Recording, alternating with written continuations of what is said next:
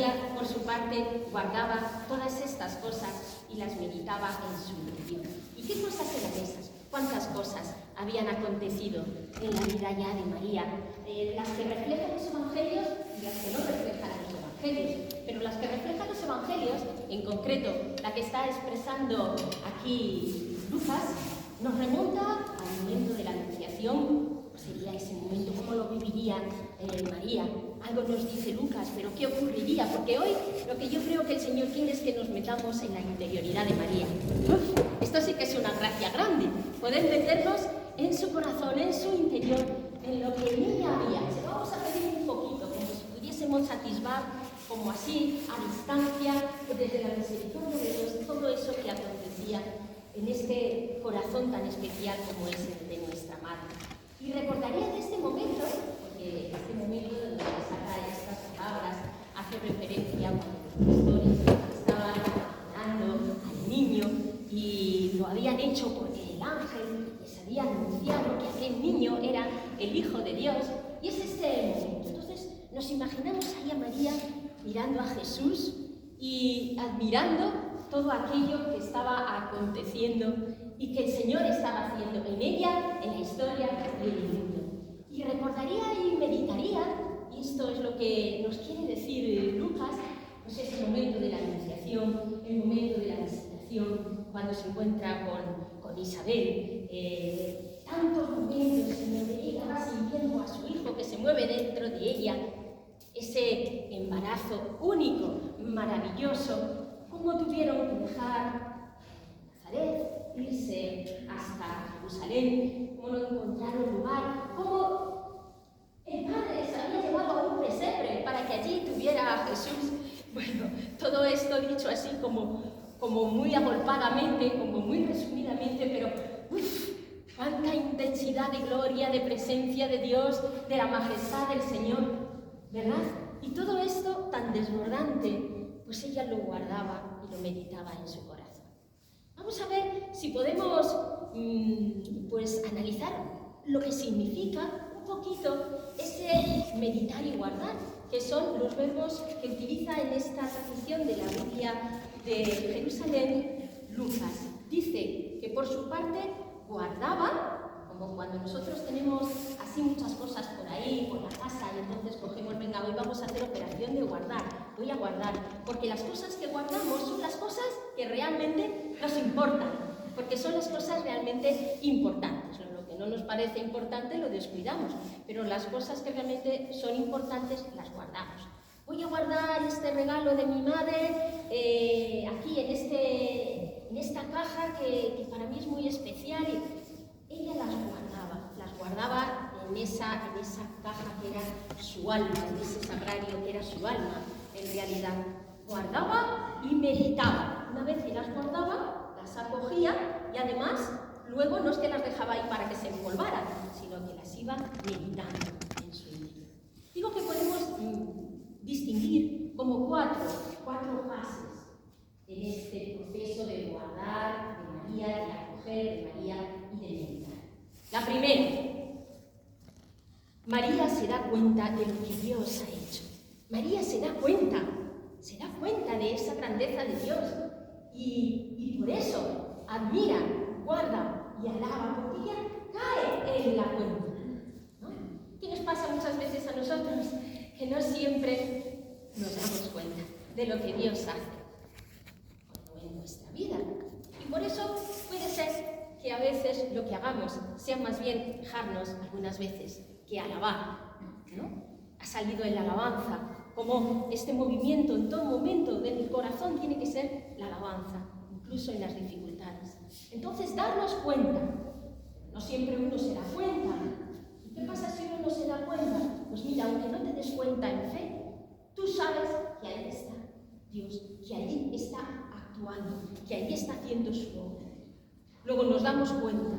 Segundo, también damos gracias, porque esta es otra de las cosas que seguramente hacía María, daba gracias a Dios por todo eso.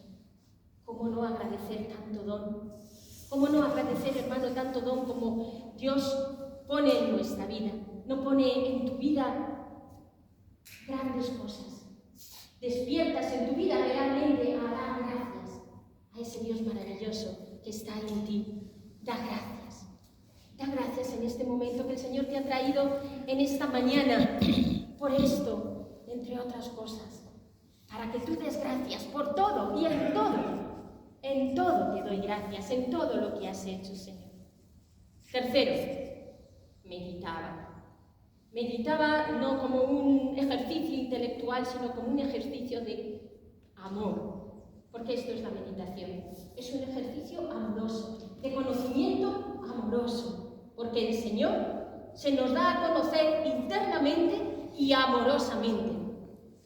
Luego ella meditaba amorosamente todas estas cosas, porque habría tanto amor en el corazón de María, tanto amor en el corazón de María, que cuando pensaba, lo hacía, daba vueltas, pero siempre desde aquí, desde este amor. Y cuarto, contemplaba. Contemplaba. Por eso, desde luego, ella haría un silencio muy especial en su interior. Habría un silencio tan grande que haría que contemplase a su hijo, a quien tenía ahí tan cerca. Porque fijaos que siendo un momento donde había muchas personas en esta escena, ella es capaz de tener esta conexión tan honda y tan profunda como pasar a la interioridad. Porque esta es otra palabra que también, como habéis visto, aparece en esta frase, en este versículo. Es su interior. Y entonces contemplar. ¿Qué es contemplar? No solo admirar, sino además contemplar implica complacerse.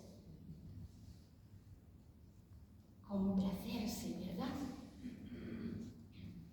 Hemos celebrado hace muy poco el bautismo de Jesús y tenemos todos estos acontecimientos de la Navidad como muy recientes en la celebración del calendario litúrgico. Y entonces encontramos esa escena del bautismo donde el Padre dice: este es mi Hijo muy amado, en quien me complazco.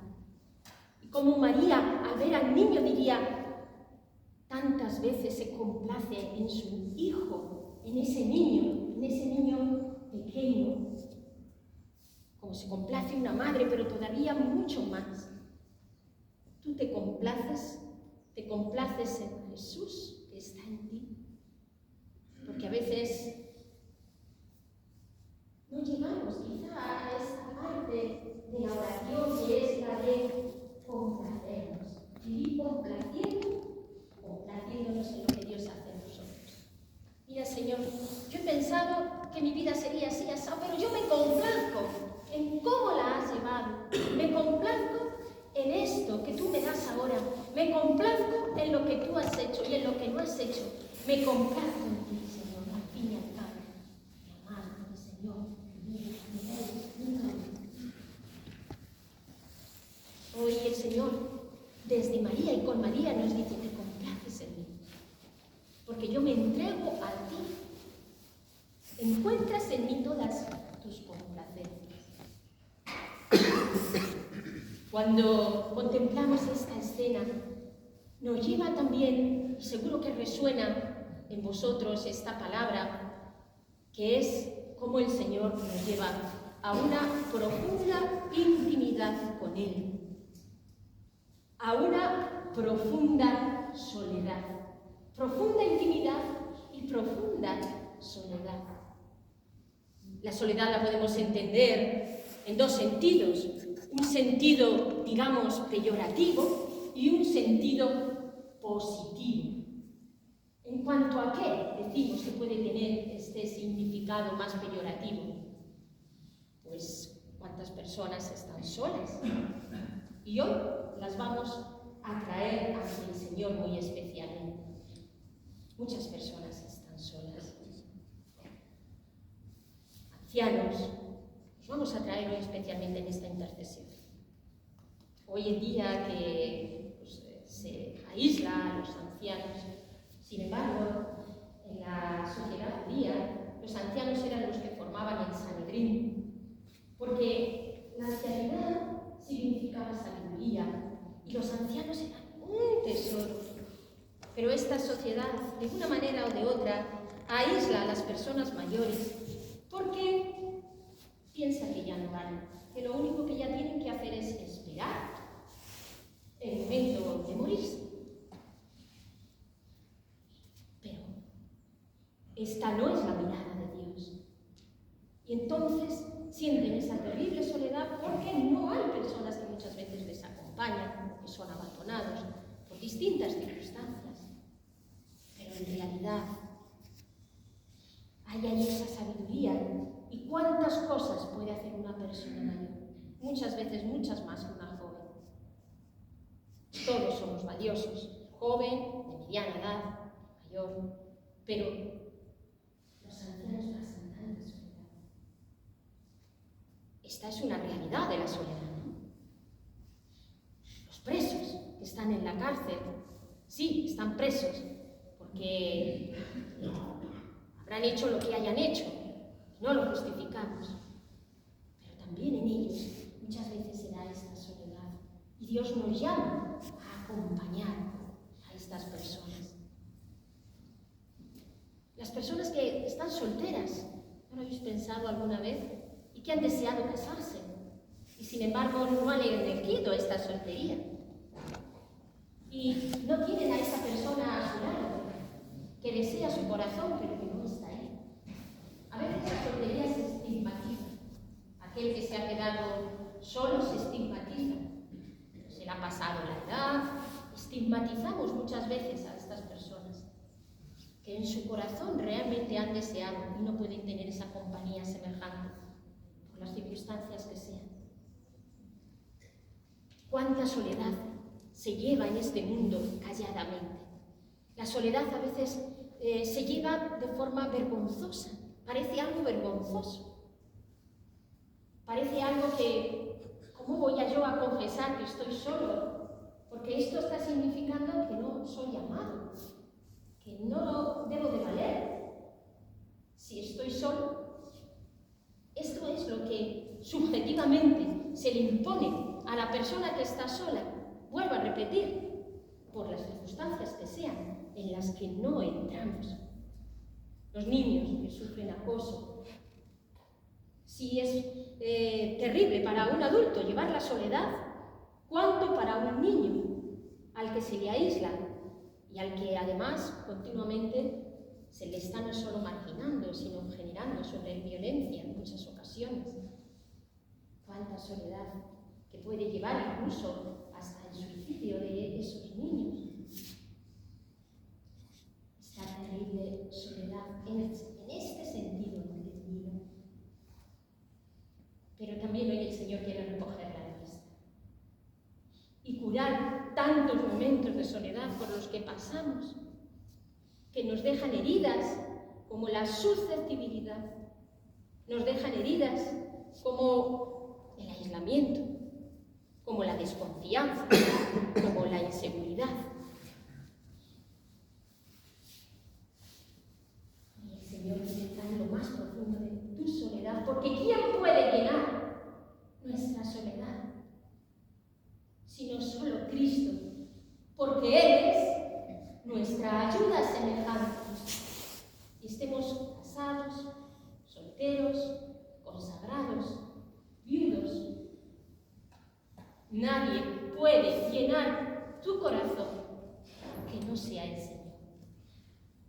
Y aquí está, hermanos, la lectura que en realidad podemos hacer también de este versículo, porque siendo Madre María de nuestro Señor, a la vez Jesús es esposo de María. Y por eso María nos muestra que Jesús también es tu esposo. Y aunque esto pueda parecer que es cosa de monjas, por supuesto que es cosa de las monjas, pero también lo es para cada uno de nosotros. Y hasta que no creamos esto y no lo vivamos, no vamos a crecer en la vida de oración. No en vano, los místicos expresan la vida de oración como una relación de desposorio. Por eso hablan del desposorio espiritual y del matrimonio espiritual.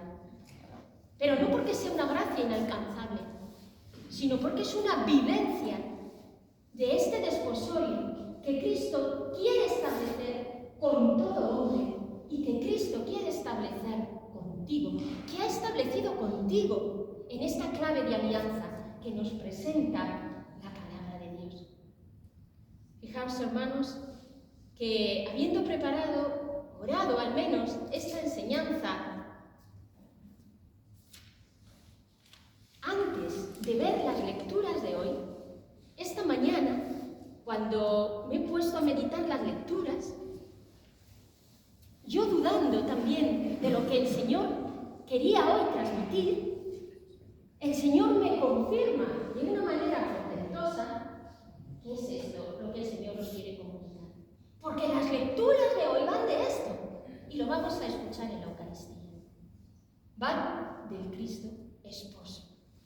Lo tenemos en la primera lectura, que yo había preparado, digo, con anterioridad de ver las lecturas que hoy se nos ofrecen en la palabra, que es esta preciosa lectura de Isaías. Porque ya no te dirán abandonar, ni a tu tierra desolada, sino que te llamarán mi complacencia, y a tu tierra desposada, porque Dios se complace en ti, y tu tierra será desposada. Esta es la primera lectura de hoy, y en esta clave también nos habla el profeta Oseas. Recordad cómo el profeta Oseas entiende la relación, porque así expresa, para expresar cómo el pueblo de Dios es infiel, como esa mujer, esa prostituta, y sin embargo entienden esta clave también de desposorio, como es rescatada por el mismo profeta, indicando también este rescate que el Señor hace con cada uno de nosotros. Por eso voy a seducirla, dice el profeta Oseas en el capítulo 2, en el versículo 16, voy a llevarla al desierto y la hablaré al corazón. Aquel día ella me llamará mi esposo. Te haré mi esposa para siempre, dice en el versículo 21. Te desposaré en justicia y en derecho, en amor y en compasión. Te desposaré en fidelidad y tú conocerás a Yahvé. Esto es lo que nos sana en medio de nuestra soledad. Esto es realmente sanador y lo que nos da también la clave para poder entender esto. Presenta hoy, querido hermano, y trae a tu corazón esos momentos de soledad que has sufrido, que has pasado. Presenta los que sufres hoy en día, donde piensas que nadie puede comprenderte, que nadie te entiende, que cuando quieres que alguien esté contigo no está, que llegas a tu casa y no hay nadie, que ese teléfono no suena y que sin embargo sientes como un peso sobre tu alma y sobre tu ser. Entonces, lo sientas o no lo sientas, en fe, dile: Señor mío, Jesús mío, esposo mío, tú el único que llenas totalmente mi alma, totalmente. Entonces, si nos anclamos aquí de veras, toda esa soledad que puede tener este sentido negativo adquiere unas connotaciones de bendición extraordinarias.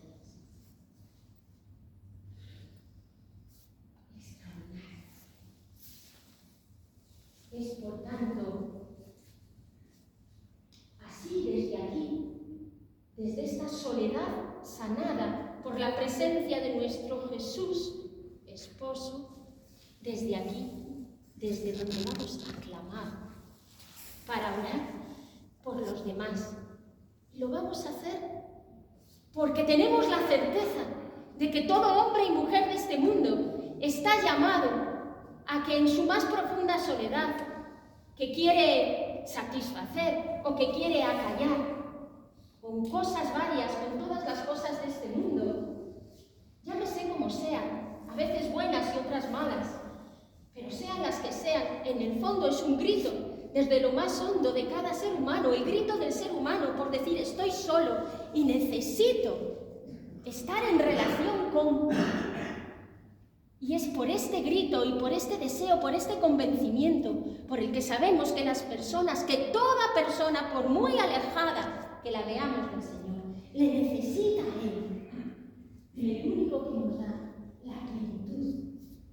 Y en base a esto oramos, y en base a esto pedimos, y en base a la fe que nos hace entender que el esposo sale al encuentro de su esposa en cada alma a la que ama y a la que ha redimido y a la que ha comprado con el precio de su preciosa sangre.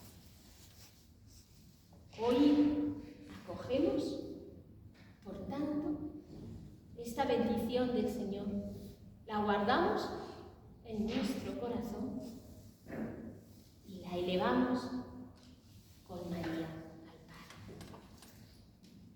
Nos vamos a preparar para recibir al Señor, porque